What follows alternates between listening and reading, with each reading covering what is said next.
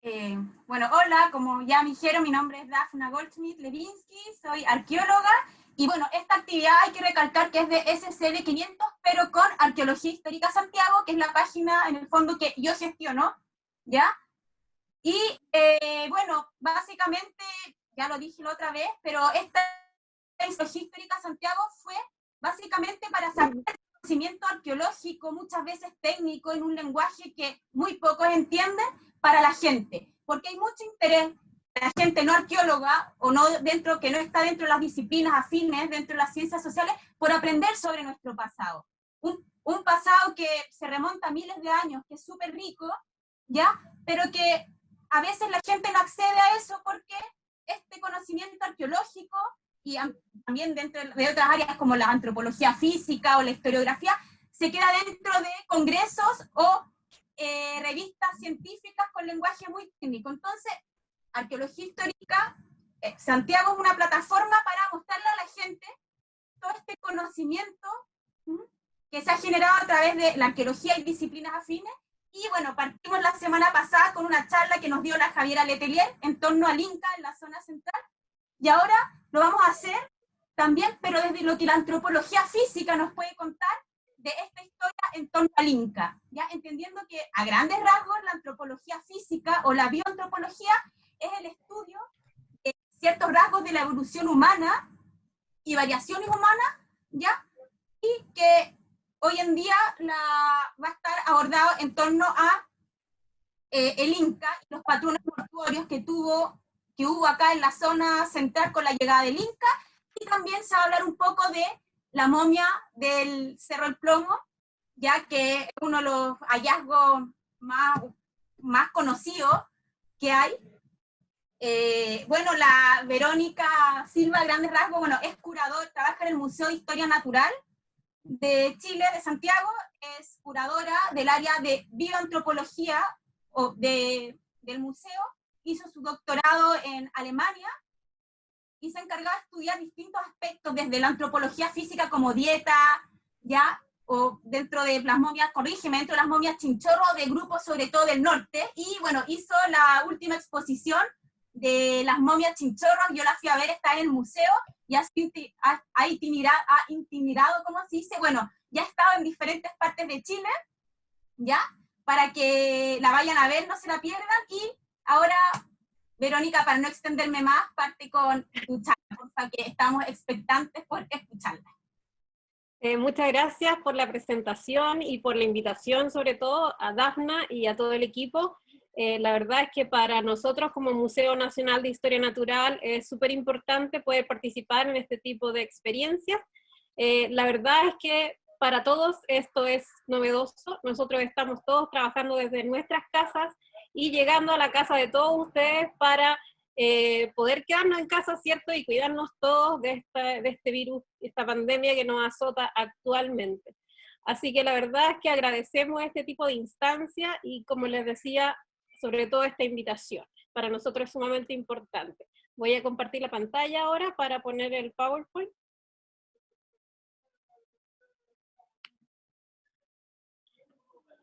Ustedes me dicen si se ve.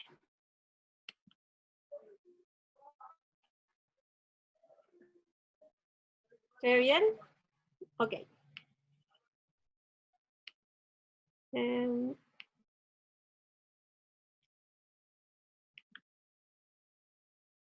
Ok.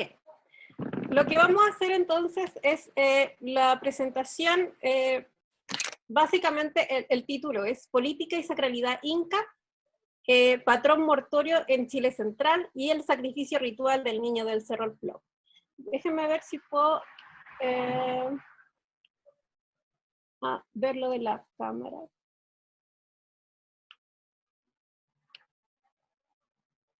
No sé cómo arreglar esto, pero bueno. ¿Ustedes me ven o solo ven el PowerPoint? Ya. Lo primero que voy a contarles un poquito es mi trabajo como curadora en el Museo Nacional de Historia Natural. Este trabajo es principalmente de investigación. Entonces nosotros, los curadores como investigadores, lo que hacemos es desarrollar distintos proyectos de investigación, como la palabra lo dice, en los cuales estudiamos las colecciones que nosotros tenemos en el museo, y a partir de ese estudio es que nosotros vamos generando información que debe ser transmitida a través de difusión científica y también de divulgación a la comunidad. Entonces, nosotros básicamente, nuestros roles son, por ejemplo, publicar en revistas científicas, realizar exhibiciones, como lo que contaba Dafna. Mi última exhibición del Niño del Cerro, o sea, de Chinchorro, ha estado itinerando por Chile. La última vez estuvo en Valdivia, estuvo también en Calle Larga, y ahora va a estar presente en, creo que esto se puede fijar, aquí está, ahí sí, lo logré. Y bueno, próximamente se supone que teníamos fecha para el 16 de abril la inauguración en Valparaíso, pero ustedes saben lo que pasó. Producto de la pandemia tenemos todo paralizado, así que esperamos prontamente llegar a Valparaíso y Arica, que eran las próximas ciudades donde se iba a inaugurar Chinchorro, que es la imagen que ven aquí cuando Chinchorro estuvo en el Museo Nacional de Historia Natural. Acá la imagen que tienen es, por ejemplo, mi trabajo con el Niño del Cerro del Plomo, con todos los atavíos y la protección que hoy en día es mucho más común para nosotros. Todos andamos con mascarilla y guantes en las calles. Bueno, lo primero que quería hablarles, y les puse esta imagen un poco, bueno, la hice yo, pero es un poco graciosa para reírnos un poco de lo que la gente piensa que nosotros como antropólogos físicos somos o hacemos. Mucha de la gente, cuando uno habla tanto de arqueología como de antropología, piensa que nosotros somos paleontólogos y excavamos dinosaurios, u otros animales, cierto, extintos. Y la verdad es que no, los antropólogos físicos solamente nos centramos, como decía Dafna, en el estudio de la variabilidad humana y por lo tanto el estudio también del pasado y del presente de las poblaciones humanas, tanto actuales como extintas o pasadas. Otra de las cosas que siempre se nos dice mucho, tú eres como Bones, la serie Bones, ¿cierto? Que está basada en una antropóloga forense que escribió sus novelas, ¿cierto? Y está basada efectivamente en alguna historia de la vida real, de sus investigaciones, pero que básicamente la historia gira en torno a la ficción, y obviamente que la serie también es más ficción. Pero siempre nos hablan, ¿cierto?, de que uno es así como Bones, y la verdad es que yo trabajé también en antropología forense por 7 años, pero ahora me dedico a lo que es la bioarqueología. Y principalmente entonces lo que la imagen de abajo refleja es el trabajo de lo que los antropólogos físicos hacemos, tanto el trabajo de investigación en campo, excavando, como en laboratorio, pero en verdad lo que uno más hace es estar en el computador procesando los datos, igual que los arqueólogos. Como Dafna decía, es el estudio de la variabilidad humana, tanto pasada como presente. Entonces, es súper importante para nosotros dejar algunos puntos claros. Por ejemplo, ya la antropología ha definido que las razas humanas no existen. Esto es porque existe tanta variabilidad y la variabilidad es tan reciente en nosotros. Todos salimos de África y esta variabilidad es tan reciente que no alcanzaron a... O sea, el concepto de raza, además, por el proceso de globalización, no es aplicable a la especie humana. Y todos sabemos que se ha aplicado en términos racistas, ¿cierto? Para conveniencia de algunos, con esta cosa de la prominencia de los blancos, ¿cierto? Pero está comprobadísimo de que no hay ninguna diferencia entre los seres humanos desde que somos seres humanos. Y también que migrarnos hizo humanos. Entonces, el tema de las migraciones humanas ha sido también parte de nuestra propia evolución. Y hablando de evolución, ¿cierto? Sabemos que la antropología física tiene esta rama, que es el estudio de la evolución humana. Por eso les puse esta lámina que es súper interesante, donde vemos toda la variabilidad de homínidos que hubieran en algún tiempo, en algún momento, Y como les decía, el ser humano,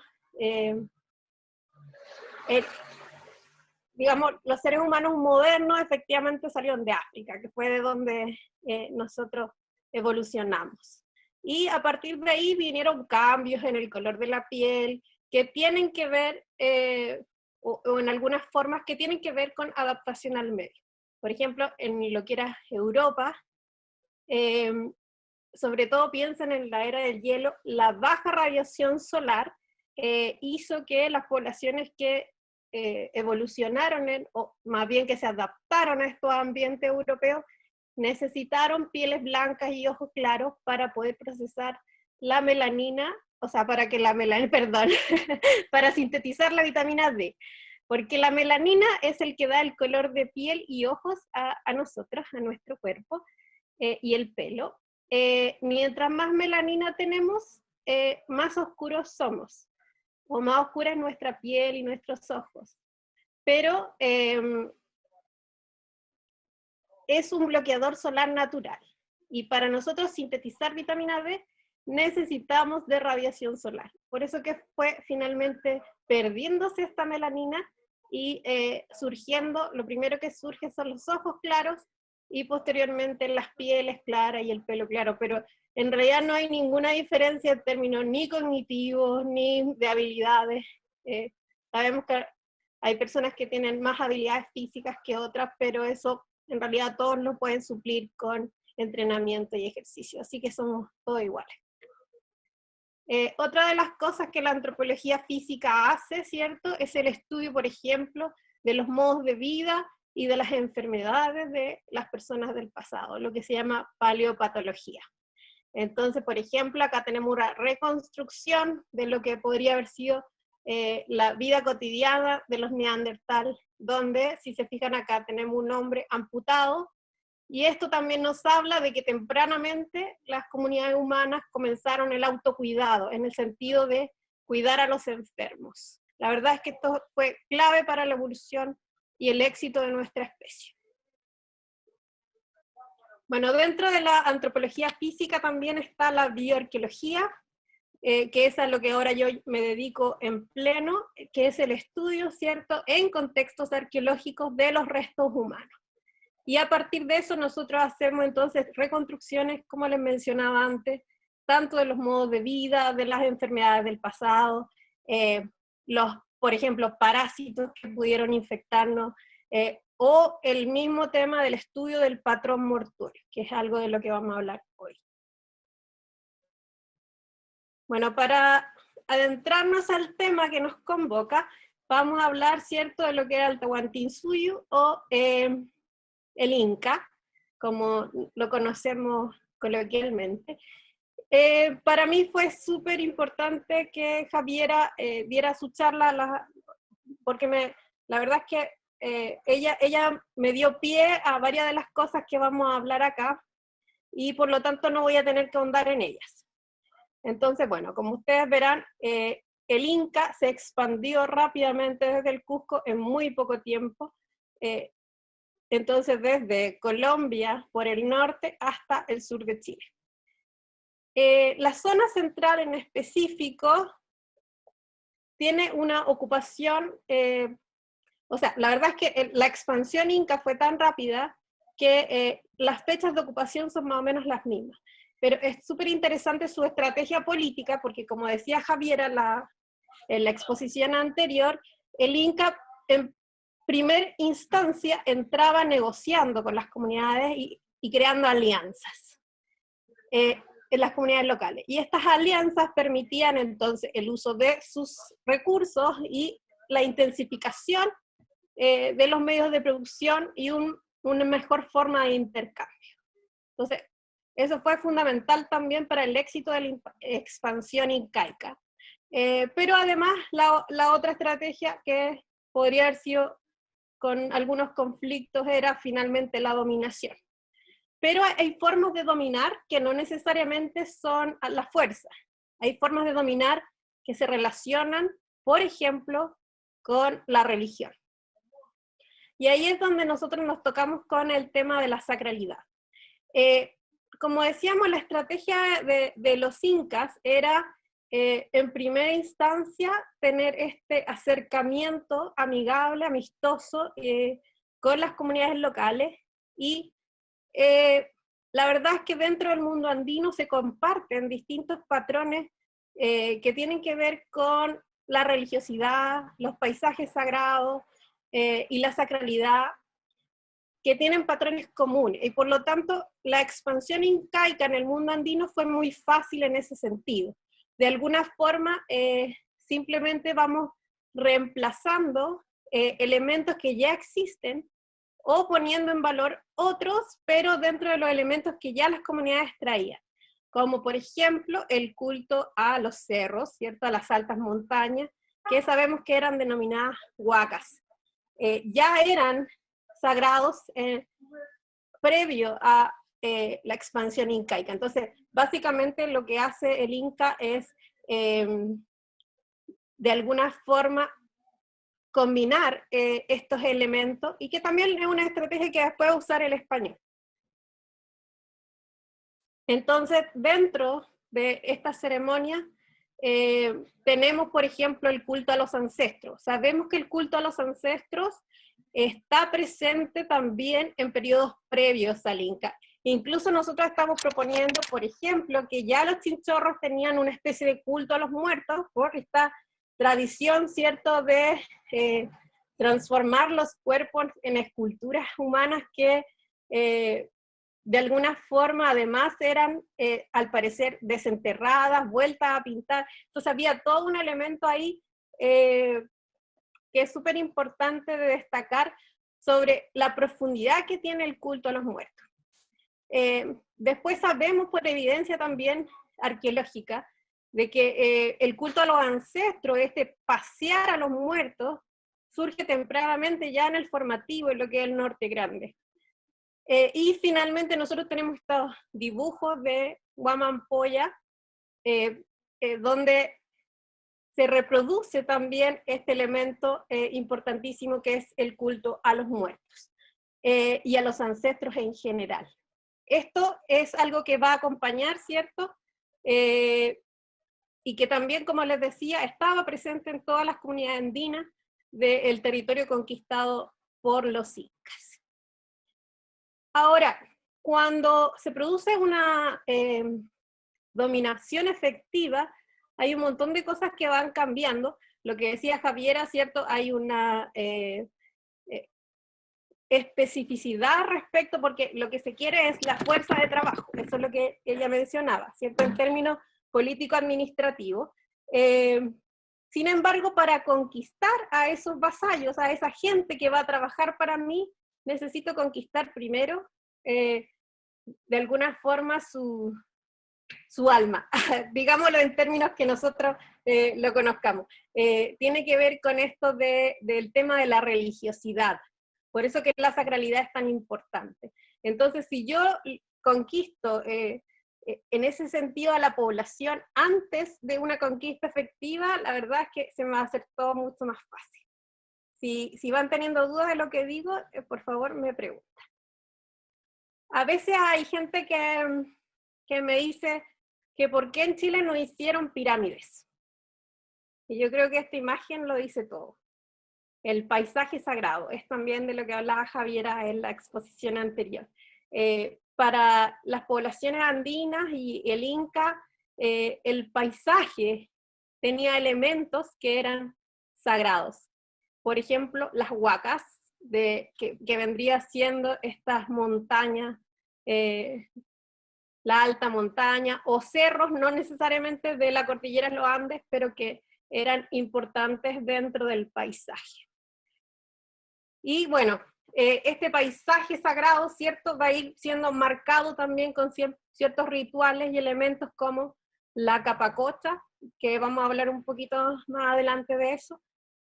Y obviamente que lo que hablábamos de la conquista de los territorios también se va expresando en lo que es el registro arqueológico y en el modo de cómo la gente en lo más íntimo va cambiando ciertas costumbres.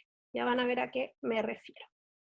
Entonces, bueno, vamos a hablar del tema del patrón mortuorio, pero antes de hablar del patrón mortuorio vamos a hablar de las distintas posiciones en que el cuerpo puede ser depositado en la tierra o en las tumbas. Hay tumbas que son aéreas como las chulpas. Si se fijan acá, tenemos entierros en distintas posiciones. El sedente, que es el sentado, y enfardado. Es una posición muy típica que nosotros vemos durante los periodos, por ejemplo, intermedio tardío, y también en el periodo Inca en el norte de Chile, y también en Perú. Entonces, la posición típica en que los incas enterraban los cuerpos en el norte es esta: cuerpo sedentes, digamos, sentados, hiperflectados y enfardados. Y acá tenemos también un decúbito dorsal flexionado, por ejemplo. Acá tenemos uno en decúbito lateral, otro en decúbito lateral extendido, igual, decúbito ventral, y puede haber un decúbito dorsal. Bueno, pero a lo que voy es que nosotros tenemos que darnos cuenta de este detalle, porque en Chile Central no pasa eso. En Chile Central nos vamos a encontrar con lo siguiente. Los entierros previos a lo que era el Inca, ustedes ya escucharon también a Javiera que teníamos a las culturas Bato, Yoyeo y Aconcagua, que son previas al Inca, ¿cierto? Y que finalmente los Aconcagua son los que van a recibir toda esta expansión incaica y van a adoptar finalmente algunos elementos. Los sitios Bato en general se caracterizan por la presencia de cuerpos flectados en decúbito lateral. Se fijan, todas estas fotos de acá son de entierros Bato. Este es del sitio El Membrillar, que lo trabajó Andrea Saunier. Y fíjense también en la baja cantidad de ofrendas. Después tenemos los patrones mortuorios yoyeo, que la verdad es que no encontré fotos, así que les puse una foto de una cerámica muy típica yoyeo. Y después los entierros Aconcagua. Una de las cosas principales que quiero destacar acá es que vean el cambio de patrón mortuorio. Si bien el cuerpo no se ve muy bien en las fotos de los entierros Aconcagua, son cuerpos que son extendidos. A diferencia del yoyeo, que es hiperflectado, y de los batos, que son flectados. Esta diferencia va a marcar un punto bastante importante, porque acá nos está hablando, acá nos está hablando de que para que se realice el cambio de patrón mortuorio tiene que haber un cambio también en la cosmovisión, en lo que más profundamente creía la gente respecto a la otra vida, digamos. En el mundo andino, en general, los muertos no mueren, sino que pasan a otro plano, y por lo tanto necesitan llevar consigo elementos de la vida cotidiana, como alimentos. Por eso que se ponían estas vasijas alrededor, y estas vasijas eran rellenadas con alimentos, y también con elementos, acompañaban al muerto con elementos de la vida cotidiana. Como les mencionaba, en el norte de Chile los entierros se caracterizan por estar flectados, hiperflectados y enfardados en textiles. Entonces además llevaban muchos adornos y atavíos. En cambio, acá obviamente que en la zona central, lamentablemente, no se conservan los textiles como en el norte, por lo tanto, si bien probablemente estos cuerpos también tenían vestimenta y fardos funerarios, nosotros no logramos visualizarlos en el registro arqueológico, y por lo tanto lo que más se tiene de diagnóstico viene a ser la cerámica y los elementos, digamos, que no se descomponen, como la piedra, los líticos, que nos van a permitir entonces reconstruir las características de esas poblaciones. La foto que ven acá es un entierro Aconcagua, pero que ya tiene elementos inca. Vamos a ahondar en eso. Acá tenemos otro entierro típico inca, y quiero que se fijen, Aconcagua, perdón. Quiero que se fijen en el tema del cuerpo extendido. ¿Por qué? Porque el Inca va a respetar ese patrón de cuerpo extendido, y a diferencia de lo que vemos en Perú y en el norte de Chile, los cuerpos no aparecen flectados o hiperflectados, sino que extendidos. Y va a ser una característica del patrón mortuorio del Inca. Acá tenemos a Verónica Reyes excavando un sitio en Matucana, donde está al lado de lo que sería el Museo de la Memoria. Y la verdad es que este sitio es maravilloso, súper interesante. Yo participé en la excavación, entonces voy a poner algunas fotos de esa excavación que estuvo a cargo de Verónica Reyes. Este es uno de los entierros más espectaculares, el entierro 13, que nos apareció al final de la excavación. Este entierro se encontraba a 4 metros de profundidad desde la calle, desde el nivel de la calle. Así, espectacular. Se trata de un masculino, un hombre extendido, está un poquito de lado, y tiene todas estas cerámicas que, por ejemplo, un aríbalo, que son muy típicas, ¿cierto? Como les decía Javiera en la presentación pasada, muy diagnósticas de lo que es la presencia inca en Chile central. Y además este entierro tiene esta característica de que los bolones que ellos extrajeron para hacer la tumba, los dispusieron muy cerca del cuerpo, acá. En algún momento se pensó que podía haber sido una especie de bóveda. La verdad es que, a diferencia de lo que encontró Grete Mosny en el cementerio de la Reina, donde había clara evidencia de bóvedas funerarias, y donde efectivamente toda la cerámica es una cerámica muy diagnóstica, muy incaica de verdad, o sea, que su manufactura y su diseño, y también los diseños ornamentales que tiene la cerámica, son efectivamente, nos llaman, son efectivamente del Cusco. A diferencia de estos, que si bien tienen la forma incaica, tienen elementos que son locales. Por ejemplo, los aríbalos tradicionales del Inca tenían una puntita al final, en cambio estos tienen una base plana. No sé, hay diferencias así que son bastante notorias o sutiles, pero que finalmente nos hacen darnos cuenta de cuando es cerámica local, pero con esta influencia incaica.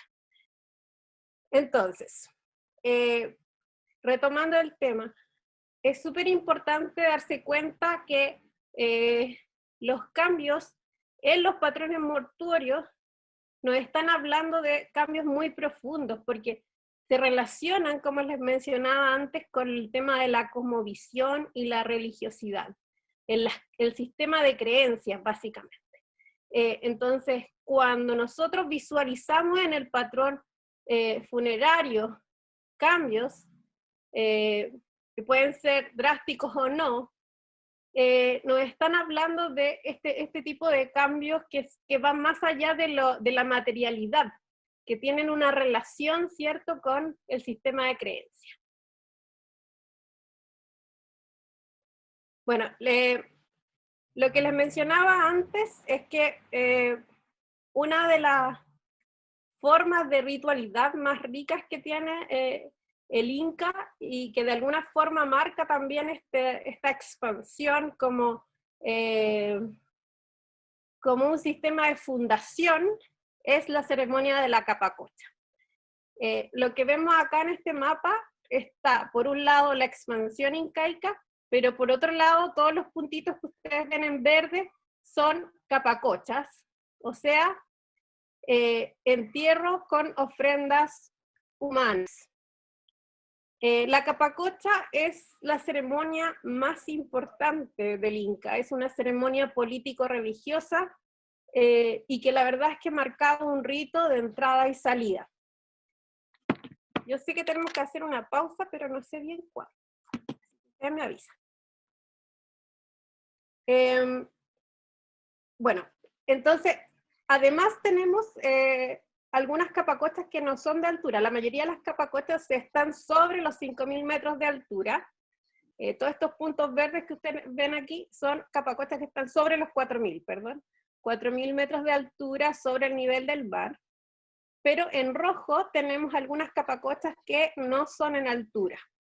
Nosotros en Chile, digamos en lo que es el territorio chileno actual, tenemos dos capacochas, la capacocha de Cerro Esmeralda y la capacocha de Cerro El Plomo. Como les mencionaba antes, esta es una ceremonia que es tanto política como religiosa. ¿Y por qué política? Porque de alguna forma siempre se relacionaba con el Inca, con el gobernante, en el sentido de que podía realizarse, por ejemplo, cuando ocurría la muerte del Inca, o cuando había una sucesión, ¿cierto? También podía realizarse esta ceremonia cuando había algún tipo de catástrofe, por ejemplo, un terremoto, un maremoto. Entonces, de alguna forma va cambiando ciclos, va marcando ciclos. Y como les mencionaba, tenemos esta propuesta, nuestro equipo de investigación, de que además las capacochas van a ser una especie de fundación de lo que va a ser, hay unas líneas que aparecen, una especie de fundación de un rito, digamos, de fundación de lo que iba a ser la ocupación de los nuevos territorios. Yo no he sido. Sigamos avanzando. Bueno, entonces, más dibujos acá de Huamán Poma de Ayala. Acá tenemos algunas de las representaciones, ¿cierto?, de lo que era la capacocha en estas ilustraciones.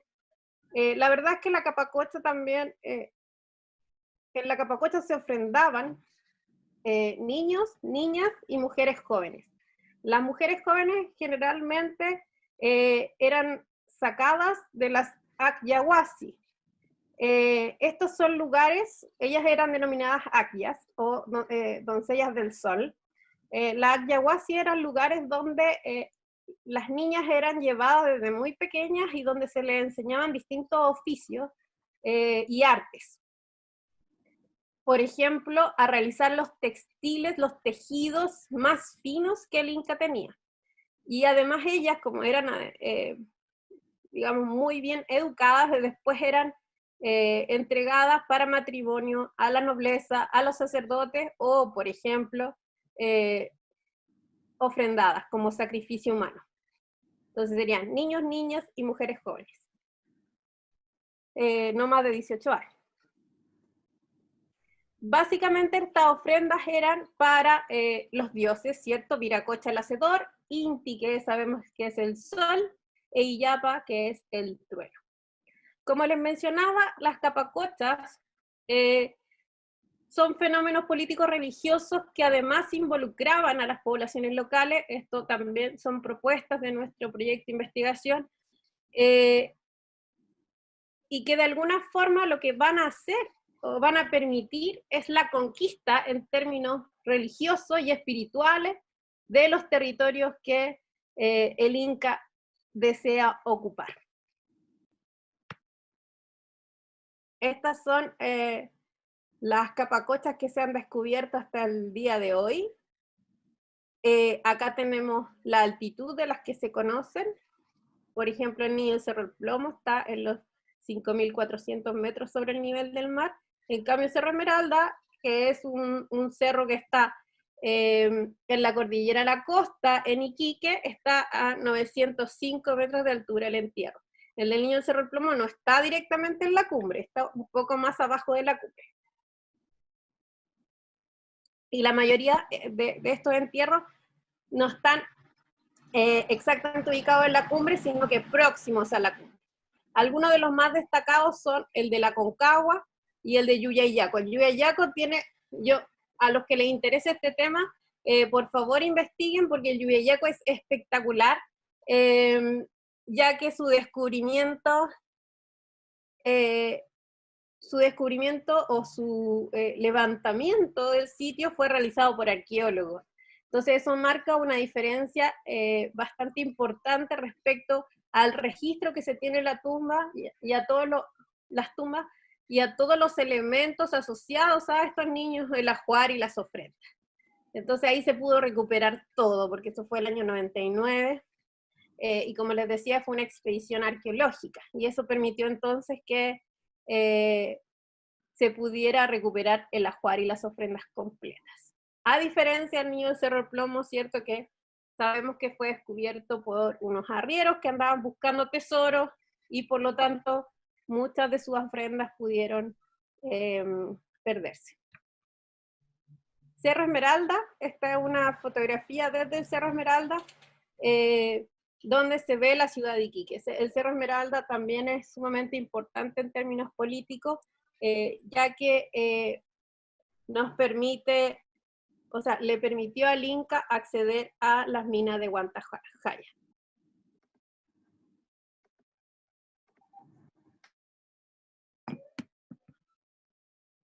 Estas son las doncellas de Cerro Esmeralda. Si se fijan ustedes, tienen un ajuar sumamente exquisito, con estas textiles rojos impresionantes, y también tenían asociadas muchas ofrendas, tanto de oro como de plata, y mucha cerámica. En este caso tampoco fueron excavadas por arqueólogos, y por lo tanto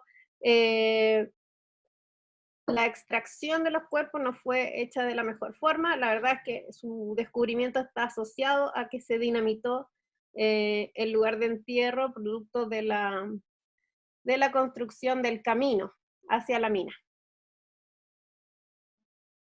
Acá tenemos otra vista. ¿Se acuerdan que también Javiera les mencionaba sobre el espóndilus? El espóndilus es para los incas más valioso que el oro. La verdad es que es un elemento de prestigio que está siempre presente en lo que es la élite incaica, y por lo tanto también está presente como ofrenda en el Niño Cerro Plomo, con la figurita de una llamita de espóndilus, y también hay elementos de espóndilus en las ofrendas de la Capacocha Cerro Esmeralda. Acá tenemos un brazalete de oro y también tienen de plata. Algunos de los elementos textiles, como les mencionaba, esto nos está refiriendo a lo que sería la élite incaica. Estos tejidos tan finos y con estos diseños espectaculares, la verdad es que obviamente nos remiten a lo que es el diseño en el Cusco. Y acá tenemos algunas de las cerámicas. Muchas de estas cerámicas tienen su copia, su hermano, que como les decía Javiera, tiene que ver con el tema de la dualidad inca, y si se fijan en los diseños, además está la cuatripartición también presente en los diseños. Entonces, los elementos en términos místico-religiosos están presentes también en las cerámicas y en todas las ofrendas que nosotros podemos ver en el enterratorio. Acá, si se fijan, tenemos algunos que son, digamos, cerámicas hermanas. Acá de estos también hay dos, y así. Entonces se va viendo esta dualidad presente. Bueno, esta es la primera parte entonces de la pausa que estamos haciendo. Recordemos, a mí se me fue decirlo en el inicio, pero estamos funcionando con la modalidad de algo más general, primero 20 minutos y después algo más específico, y también por si entre medio, a partir de lo que ha dicho Verónica, tienen preguntas, ¿ya? ¿Hay preguntas, Vero?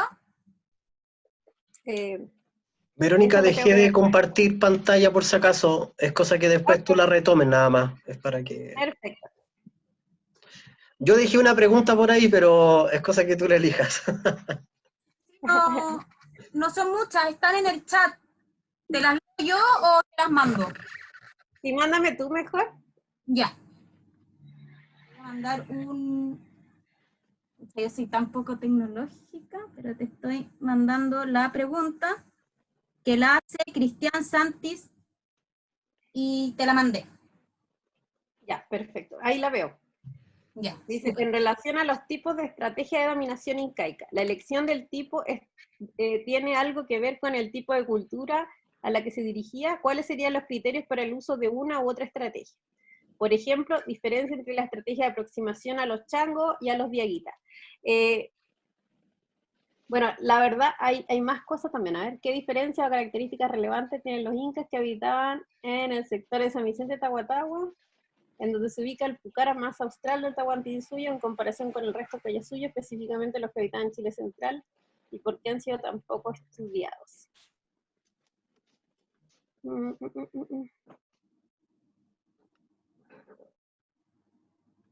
En la mayoría vemos 2 cuerpos. ¿Qué diferencia hay en la presencia de 2 cuerpos, como el caso de Cerro Esmeralda, o 3 en Yuya y Yaco? Ya. A ver, respecto a la estrategia de dominación incaica, la verdad es que esta tenía que ver, obviamente, con, bueno, una de las cosas que decíamos era el tema de que el mundo andino comparte mucha como visión en conjunto con el Inca, y por lo tanto era mucho más fácil de alguna forma llegar a ellos, convencerlo. Entonces todo lo que fuera como con una raíz, con esta misma raíz andina, compartían estos elementos y permitía entonces una forma de aproximación más fácil, digamos. Sin embargo, hay comunidades que en general ya tenían problemas entre los vecinos, en términos de que fueran más bélicas, y por lo tanto también la expansión incaica tiene ciertos frenos cuando justamente esas poblaciones no aceptan de buena forma la conquista. O sea, como que finalmente el Inca no los termina de convencer de que la participación los va a favorecer. Y ahí es cuando se producen ciertos conflictos donde el Inca se termina imponiendo por la fuerza, pero la verdad es que no tenemos evidencia en Chile de que hayan habido conflictos violentos y que hubieran ocasionado por lo tanto algún tipo de guerra. No tenemos, porque eso se vería en el registro arqueológico y en los cuerpos. La verdad es que nosotros, cuando hacemos un análisis en términos de violencia, nosotros podemos ver en los cuerpos las fracturas o los golpes, dónde están, y podemos ir generando patrones de violencia que nos pueden decir si se trata de una violencia intragrupal, intrafamiliar incluso, o si ya sería un fenómeno de guerra. Y la verdad es que en Chile no tenemos evidencia de ningún conflicto de tipo bélico como guerra hasta la llegada de los españoles.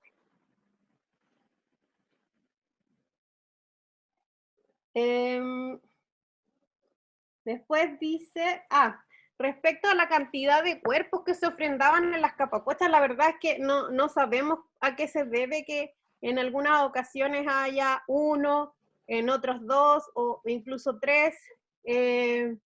Puede que tenga que ver con el evento, porque como yo les mencionaba antes, la ceremonia de la capacocha va marcando cambios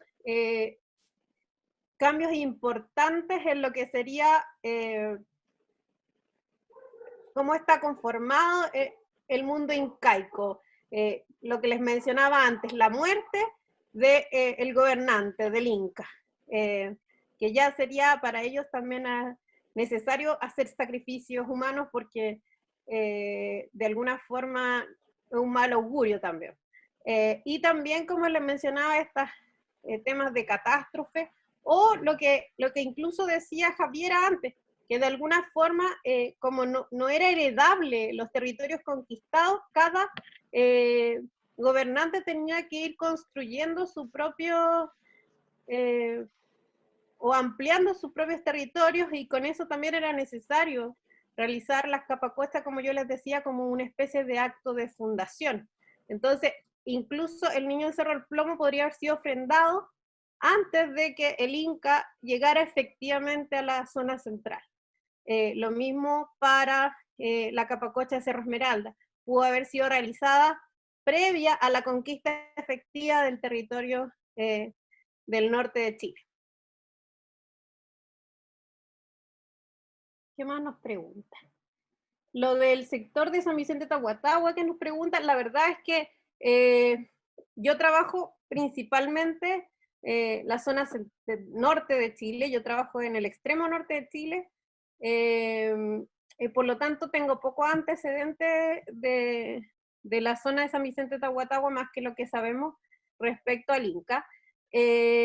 Pero, ¿por qué hay tan poco estudio? Que es una de las preguntas que nos hace. La verdad es que en la arqueología nos falta mucho, mucho todavía. Hay muchos lugares, temáticas y periodos donde hay vacíos de información y que necesitamos efectivamente seguir estudiando, pero que muchas veces estos hallazgos se producen. Por ejemplo, ahora nadie anda buscando tumbas. O sea, como que ya no hay ningún proyecto de investigación que diga, ah, mira, yo quiero excavar un cementerio, que era lo que pasaba antes. Porque hoy en día sabemos, ¿cierto?, que mientras menos perturbemos los sitios arqueológicos, va a ser mejor para justamente esta conservación de ellos mismos, y porque sabemos que cuando nosotros hacemos intervenciones arqueológicas, el sitio está siendo destruido al mismo tiempo, a pesar de que estamos recolectando la mayor cantidad de información posible. Al final, todas las últimas excavaciones que nosotros vemos, sobre todo en la zona de Chile Central, de cementerios y enterratorios, es porque el desarrollo urbano o, por ejemplo, el trabajo de las mineras en el norte o de las forestales en el sur o construcciones en general van afectando estos sitios, y por lo tanto no nos queda otra que hacer los rescates. Eso yo quiero que quede súper claro. Entonces, de alguna forma eso también te va limitando la investigación que se puede hacer de determinadas zonas. Muchas veces va creciendo gracias a estos hallazgos fortuitos, pero no es que haya una conducción a eso. Ahora en San Vicente de Tahuatahua, en general, los estudios están súper vinculados con las etapas más tempranas de lo que sería el arcaico temprano, incluso el paleoindio, porque es una de las zonas más ricas en ese tipo de evidencia. Entonces, tal vez eso tenga que ver un poco con que lo del Inca ya esté poco estudiado en la zona. No sé si hay más preguntas. Dice, se descarta una de las hipótesis de que el niño Cerro Plomo fuera una ofrenda de protección al Tahuantinsuyo del Inca por la llegada de los españoles. La verdad es que eso es súper interesante. Nosotros, más que descartar nada, ahora estamos haciendo una especie de hipótesis, o sea, en nuestra propuesta de que el niño del Cerro Plomo más bien sería un acto fundacional, y a diferencia de lo que algunos han planteado de que podría ser histórico, la verdad es que no hay ningún elemento asociado al niño del Cerro del Plomo que nos refiera a algún elemento histórico o asociado al español. Los estudios que hay, por ejemplo, se ha dicho que podía haber estado infectado con, ay, no me acuerdo ahora el nombre, lo tengo, me voy a acordar, pero que finalmente se debe a el consumo de carne de cerdo. Sí, pero no hay fechados del niño Cerro del Plomo, es que me están haciendo ahí preguntas. Se asocia al consumo de carne de cerdo y que, pero la verdad es que ese estudio no fue concluyente y nosotros lo descartamos como, porque no hay ninguna, sí, la triquinosis. No hay ninguna, gracias Nuriluz. Cuando uno está exponiendo como que se le olvidan las cosas. No hay ningún, digamos, estudio posterior que nos reafirmara que el niño tenía triquinosis. Y por lo tanto, la verdad es que preferimos descartarlo como evidencia. Así que la verdad es que mientras no lleguen los fechados, que está dentro de nuestro proyecto fecharlo, nosotros no nos vamos a aventurar a pensar en ninguna fecha, pero como les decía, tenemos una hipótesis de trabajo y esta hipótesis apunta más bien a que las capacuestas serían actos fundacionales. ¿Hay más preguntas? ¿Cuál es la datación más antigua del entierro inca o de influencia incaica? La verdad es que la fecha siempre es complicado fechar en periodo inca, porque nosotros tenemos un delta de error, y eso hace que, por ejemplo, las fechas, nosotros tenemos fechados sitios inca del norte de Chile, y muchas veces las fechas son tan amplias en cuanto al error, que nos da fechas desde lo prehispánico hasta lo histórico. Sin embargo, lo que hemos visto, por lo menos para el fechado de Cerro Esmeralda, que sí lo tenemos fechado, es que las fechas son bien tempranas y no se nos solapan para nada con el periodo histórico. Y eso a nosotros nos está indicando más bien que se asocian a fechas fundacionales y no a lo contrario.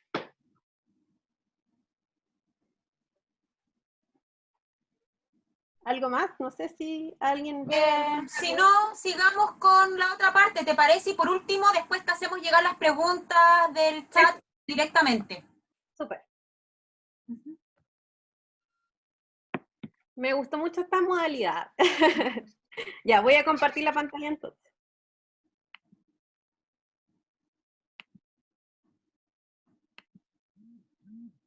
Ya, estábamos aquí entonces en las doncellas de Cerro Esmeralda. Cerro Esmeralda tiene, lo que yo les mencionaba antes, dos doncellas, una que es la niña, que tiene 9 años de edad al morir. Nosotros con Pablo Méndez Quirós, que era el arqueólogo a cargo del estudio, hicimos tomografías computadas.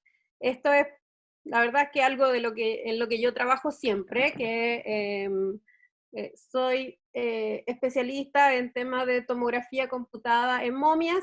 Lo hicimos también con chinchorro y a partir de eso hicimos las réplicas de los cuerpos para la exhibición, porque siempre es importante hoy en día respetar los cuerpos humanos y no exhibirlos.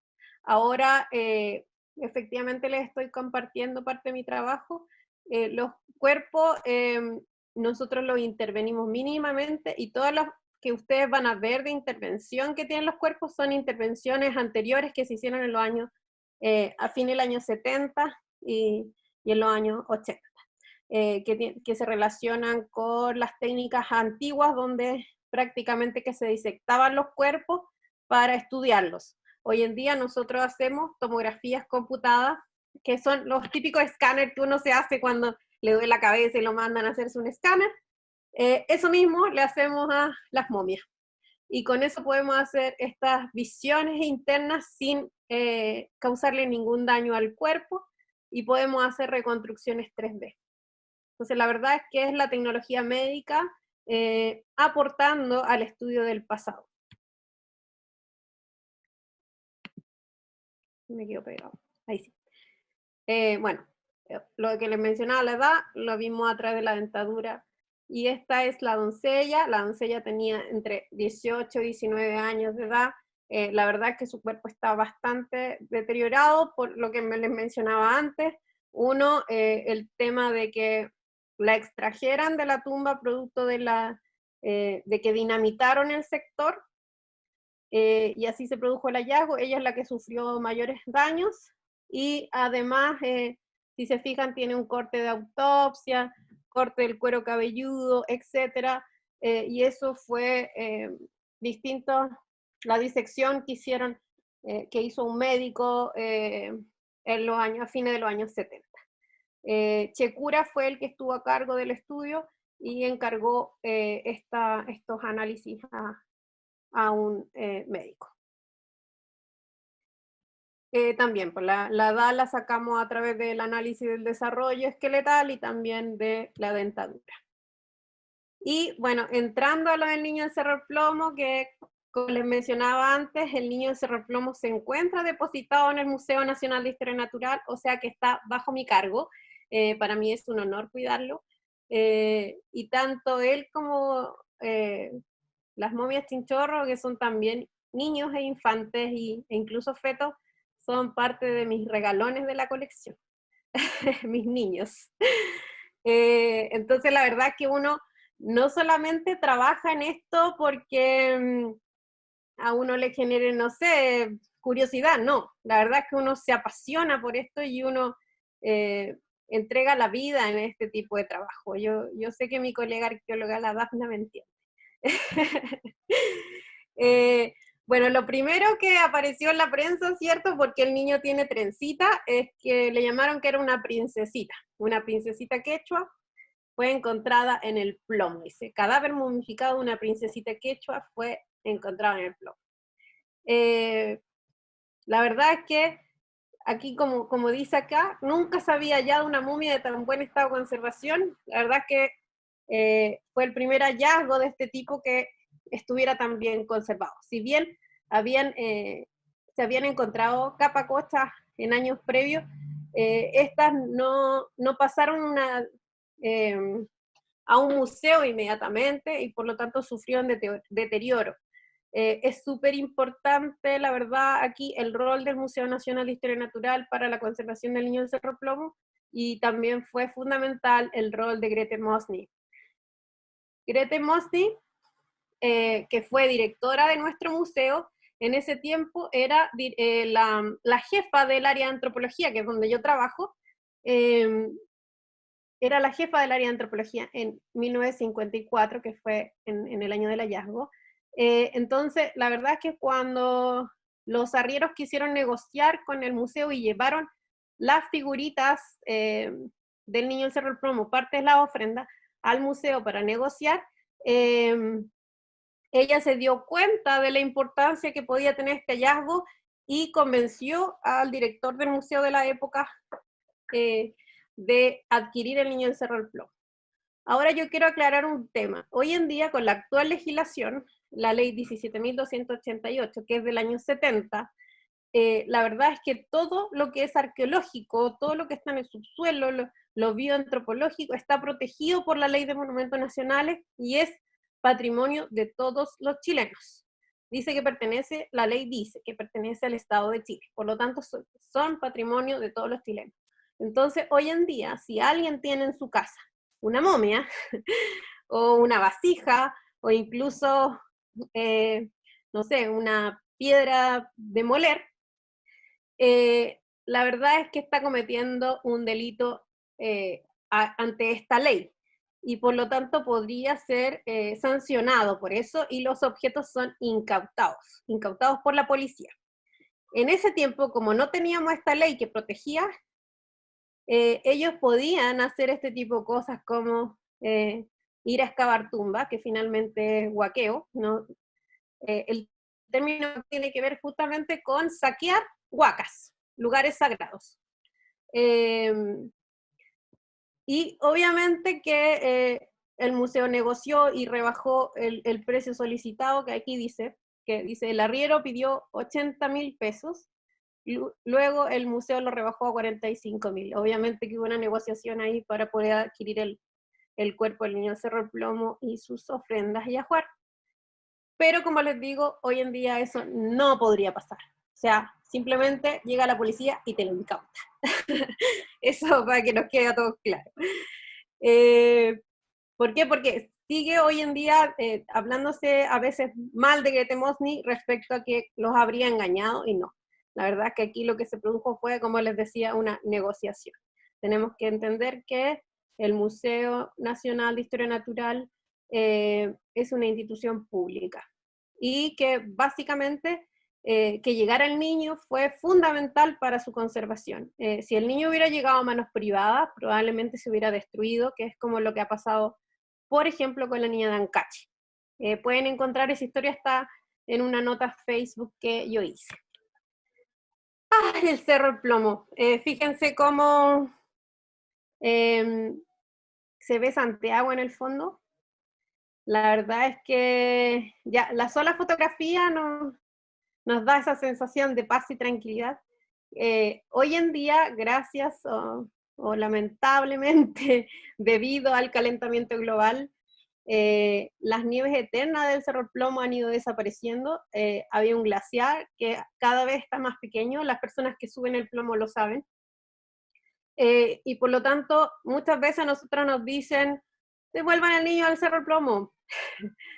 Y tanto por situaciones de huaqueo, de saqueo de tumbas, como por el tema del calentamiento global, si nosotros devolviéramos al niño al Cerro del Plomo, simplemente se destruiría. Y la verdad es que los incas lo pusieron ahí no para que se destruyera, Entonces, por eso les mencionaba este importante rol que ha tenido el museo en su conservación. El niño está conservado en una cámara de frío, y hoy día su cámara de frío incluso está en una sala acondicionada con aire acondicionado. El único que tiene aire acondicionado en el área de antropología. Acá tenemos una reconstrucción de la planta del entierro del niño de Cerro El Plomo. Ahí él estaba dentro de una cámara. Lo que tenemos que entender es que se conservó también gracias a las condiciones de hipóxico en alta montaña, es decir, baja cantidad de oxígeno, temperaturas bajo cero, y también la sequedad de alta montaña. Todos esos elementos permitieron que el niño tenga distintas formas en que está conservado. Entre una de ellas es la momificación, pero por liofilización. Es decir, que se evapora el agua, pero en frío. Tampoco es una liofilización completa, porque si estuviera liofilizado podríamos tenerlo fuera de la cámara de frío y no le pasaría nada. No, el niño depende del frío, porque si no es un cuerpo que empieza o volvería a entrar en descomposición. A diferencia de Cerro Esmeralda, que Cerro Esmeralda, como les mencionaba antes, son cuerpos que están en la cordillera de la costa, y por lo tanto el proceso de momificación es por desecación natural, por el desierto de Atacama, la salinidad del suelo y la baja pluviosidad, ¿cierto? Entonces, dos formas de momificación para las capacostas, en este caso las chilenas. Cerro Esmeralda, desecación natural, por el desierto de Atacama, y Cerro El Plomo, conservado en frío. Si al niño lo sacamos de la cámara de frío, simplemente vuelven a activarse los fenómenos cadavéricos de descomposición y el cuerpo se destruiría de a poquito. Entonces, es fundamental que permanezca siempre entre -2 y -4 grados, que es el ideal. Si lo ponemos incluso más frío, por ejemplo, -15 grados, la verdad es que se destruiría también. ¿Por qué? Porque ahí empieza un fenómeno que se llama cristalización del agua que todavía el cuerpo contiene, y eso crearía fracturas, microfracturas, que finalmente también terminarían destruyendo el cuerpo. Entonces es sumamente importante tenerlo en parámetros súper controlados. Ahí tenemos más fotografías. Las fotografías son de Christian Becker. Oh, y aquí está el niño. Ya, vamos a referirnos un poco a lo que es su ajuar y ofrenda. Si se fijan, el niño del Cerro El Plomo tiene unos textiles bastante distintos a los que veíamos en Cerro Esmeralda, donde todo era muy rojo y muy cusqueño. En el caso del niño del Cerro El Plomo, este tipo de ajuar se ha asociado a lo que sería el altiplano boliviano, pero la verdad es que igual eso no nos dice mucho. No tenemos ningún elemento hasta el momento en que podamos afirmar que efectivamente venga de allá. El tema de las trencitas, la niña de Yuyayaco, la doncella de Yuyayaco, que tiene 15 años, tiene las mismas trencitas, y también tiene una vestimenta bastante parecida a la del niño de Cerro El Plomo. Fíjense, si buscan lo de Yuyayaco, de que todos estos niños tienen cambios de zapatitos, tienen muchas figuritas, las mujeres tienen mucha cerámica. Es cierto que los niños al parecer no tenían ofrendas cerámicas, o si las tenían eran muy baja cantidad. Eso es bastante llamativo. Entonces, habría una diferencia en el patrón mortuorio entre niños y niñas, o niños y mujeres. Y obviamente lo que les mencionaba antes, de que las escasas ofrendas que nosotros tenemos que acompañan al niño de Cerro El Plomo, puede que se deba a que hubo un proceso previo de huaqueo el sitio de la tumba.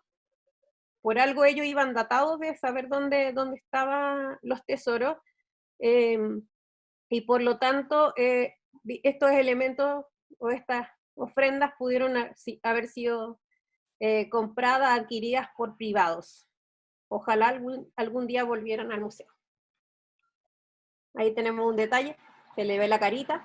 Fíjense en este brazalete que tiene de plata y también tiene un pectoral de plata, el tocado de plumas de cóndor.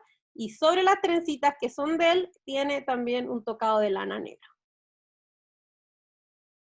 De camélido, de fibra de camélido.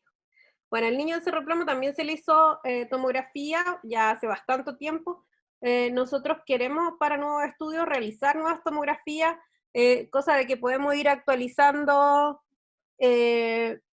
tanto saber el estado de conservación actual del niño Cerro Plomo, como también ir descubriendo nuevos elementos, gracias a que como la tecnología va mejorando, cada vez podemos ir viendo más detalles, ¿cierto?, de cómo fue su vida y de si sufrió algún tipo de enfermedad o deterioro durante su viaje, su peregrinación desde el Cusco hasta la zona central.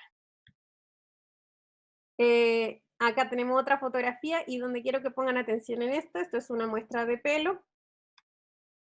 El niño de Cerro Plomo fue estudiado, unas fibras de su cabello fueron estudiadas en el año 2010, si no me equivoco, por Andrew Wilson, y yo personalmente estudié las de Capacocha Cerro Esmeralda, también muestras de pelo. Entonces voy a mostrar rápidamente como un resumen de los avances que nosotros llevamos en la investigación, pero no me voy a detener con mucho detalle en eso. Lo que sí quiero que entiendan es que lo que estamos haciendo nosotros es análisis de los isótopos estables.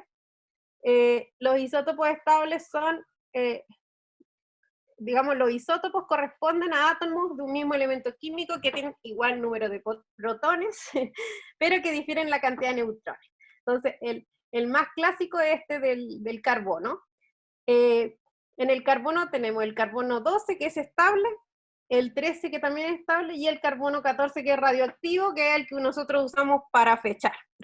Así que el carbono a nosotros nos sirve como indicador de dieta y también para fechar los distintos artefactos y cuerpos humanos.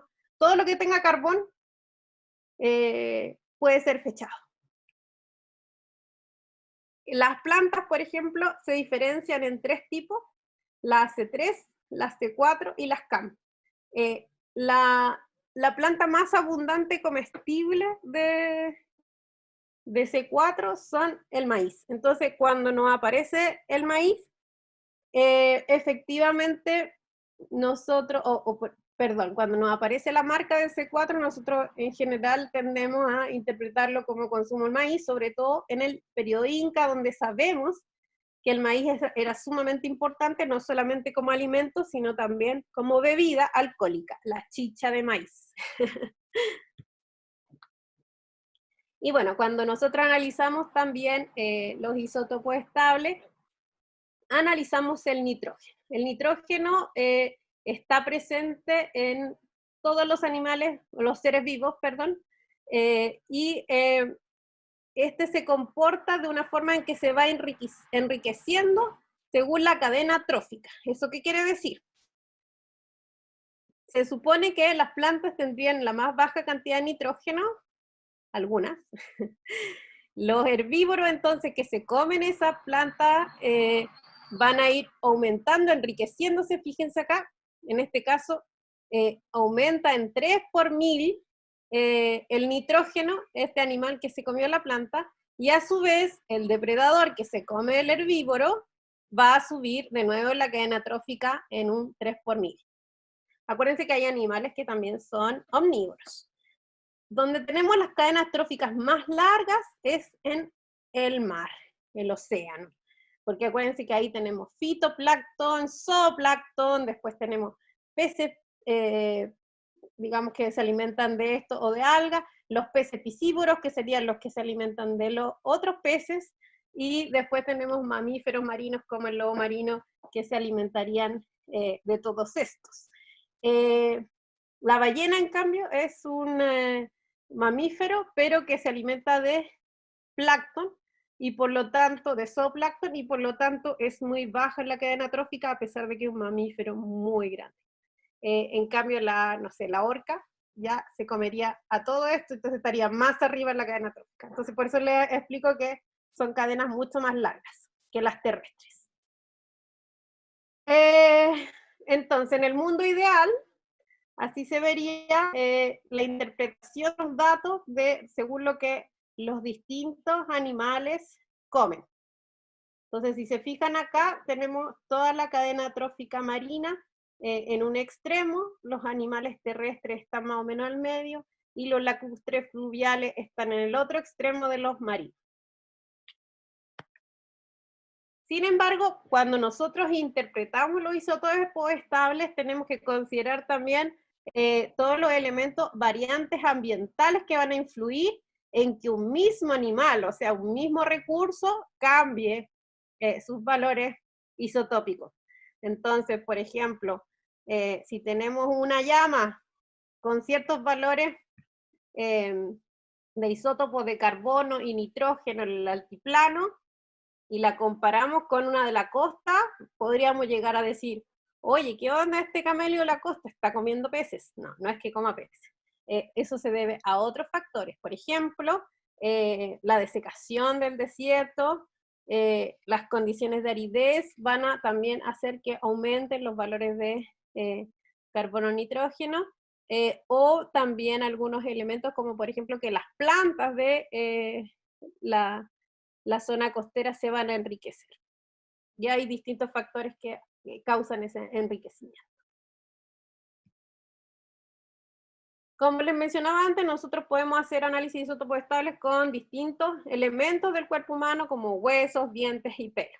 En el caso de Cerro Esmeralda y Cerro El Plomo, nosotros estamos haciendo una reconstrucción de la dieta a través del pelo, y les voy a explicar inmediatamente para qué. Bueno, eso es parte de mi trabajo en el Instituto Max Planck de Antropología Evolutiva en Leipzig, Alemania, que es lo que mencionaba Dafna al principio, donde yo hice parte de mi doctorado, y ahí estoy procesando las muestras de pelo. Y acá tenemos los primeros resultados. Como les mencionaba, hay un trabajo de Andrew Wilson, que es el del niño del Cerro El Plomo, que es el que ve en azul, y el trabajo nuestro de Cerro Esmeralda. Entonces, cuando nosotros analizamos el pelo, lo que hacemos es analizar un mechón de pelo desde la raíz a la punta, son como 10 pelos, bien poquitos.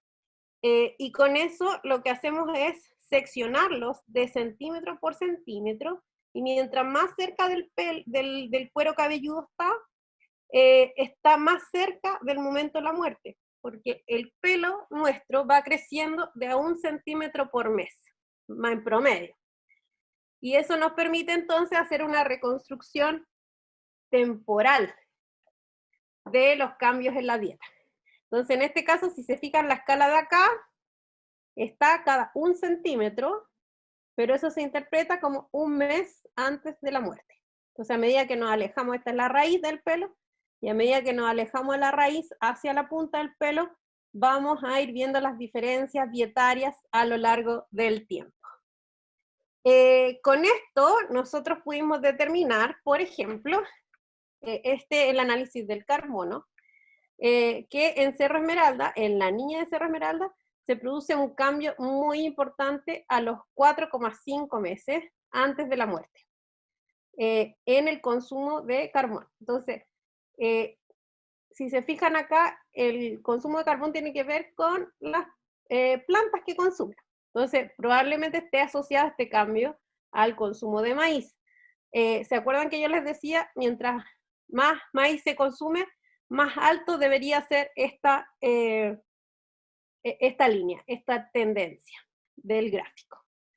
Y por lo tanto ella venía con un consumo bastante parejo de lo que era el maíz y muy similar a la doncella, y de repente por acá entre los 7 y 6 meses va empezando a variar, acá en el 7º mes, y en la doncella se mantiene planito, muy como que su consumo era de maíz en general, o de plantas en general, que es lo que estamos analizando acá, era muy similar en el tiempo.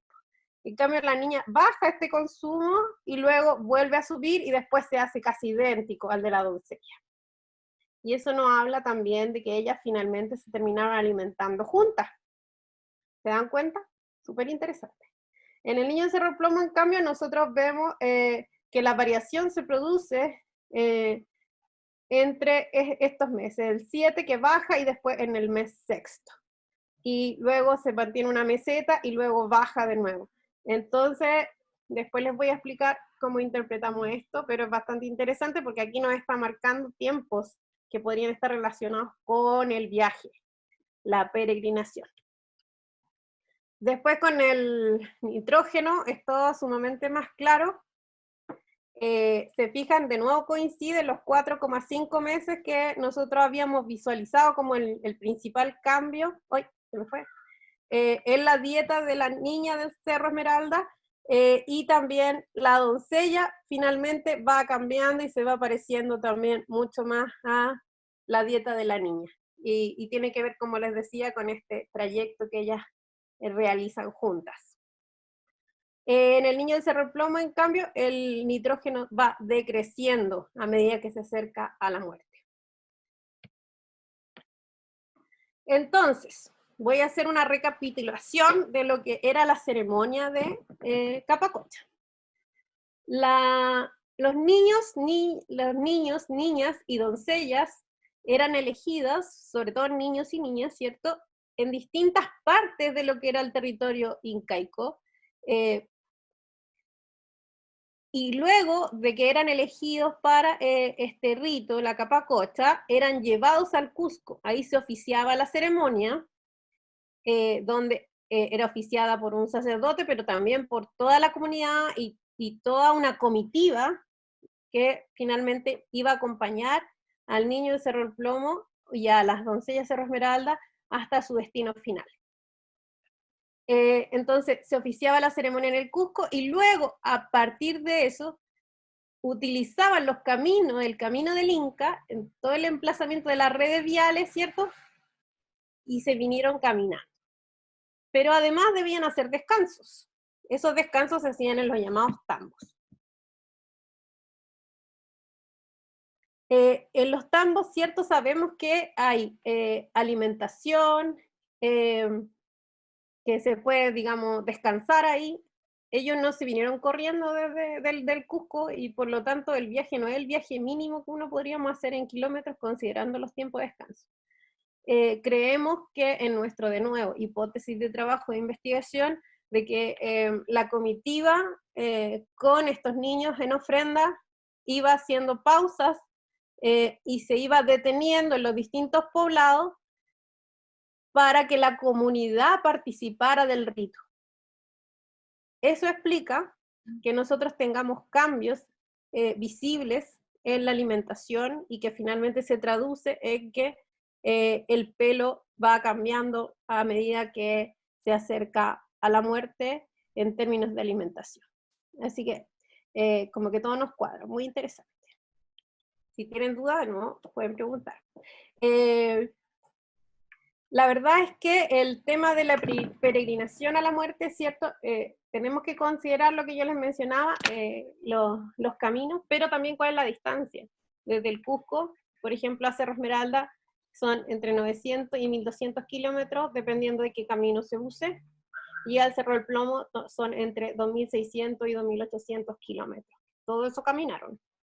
El niño tiene evidencia de haber caminado, no se lo trajeron en anda. Tiene las típicas durezas que eso se llama queratosis plantar, las típicas durezas que nos salen en los pies cuando uno camina mucho. El niño las tenía. Obviamente que esos zapatitos con los que lo enterraron no fueron los zapatitos con los que caminó, porque si no estarían destruidos. La distancia entre los tambos en general era más o menos de 20 kilómetros, donde están las estaciones de descanso que yo les mencionaba, y por lo tanto, considerando todo esto, los tiempos mínimos de viaje de Cerro Esmeralda, desde el Cusco a Cerro Esmeralda sería de 1,5 meses, y desde el Cusco a Cerro el Plomo 4,5. Considerando la dieta de las poblaciones locales, acá tenemos este estudio, es parte de mi estudio también, de las poblaciones locales del norte de Chile, considerando los distintos animales y plantas que, a los que tuvieron acceso en estos tiempos, los incas. Nosotros hicimos este dibujito. Y si se fijan, acá en el norte de Chile hay una tendencia a que animales herbívoros, incluso como el cuy, tengan niveles muy similares a lobos marinos y peces. Con este tipo de reconstrucción podemos darnos cuenta que las dietas de las comunidades locales en el periodo Inca son atípicas y que tienen valores de nitrógeno bastante altos y también muy enriquecido en carbono, producto, ¿cierto?, de la incorporación del maíz en la dieta, que sería muy importante. A diferencia de lo que pasa en Chile Central. Fíjense que acá estamos en 25, acá también 25. Este es el trabajo de Fernanda Falabella, que ella es la que ha trabajado efectivamente en Chile Central con el tema de la reconstrucción de la dieta. Y también están los trabajos de Fernando Falabella, Lorena Sangüesa y su equipo, que ellos lo que están haciendo, trabajan con la Fran Santana y hacen todo este tema de la reconstrucción dietaria también. En Chile Central la verdad es que lo que vemos es que las poblaciones locales tienen valores bastante bajos de nitrógeno y no tan enriquecidos en carbono. Entonces, eso nos permite hacer interpretaciones de lo que yo les mencionaba antes. ¿Qué es lo que estamos interpretando de esto?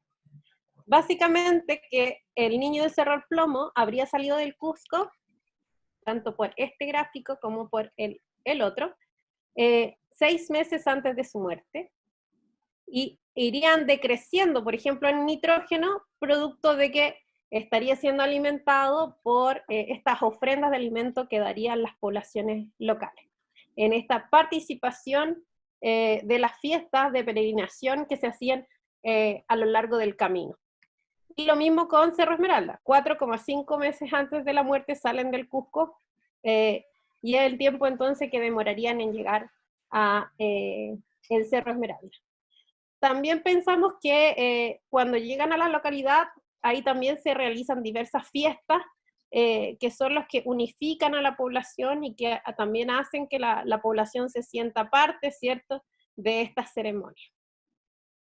Esto coincide también con los trabajos de Andrew Wilson, ¿cierto?, con Yuya y Yaco, donde se hicieron análisis de azufre, y si se fijan aquí, todos coinciden 6 meses antes en azufre en un mismo punto, y el que ven en azul es el del niño del Cerro del Plomo, y por lo tanto también nos estaría permitiendo asegurar que 6 meses antes de la muerte el niño del Cerro del Plomo estaba en el Cusco.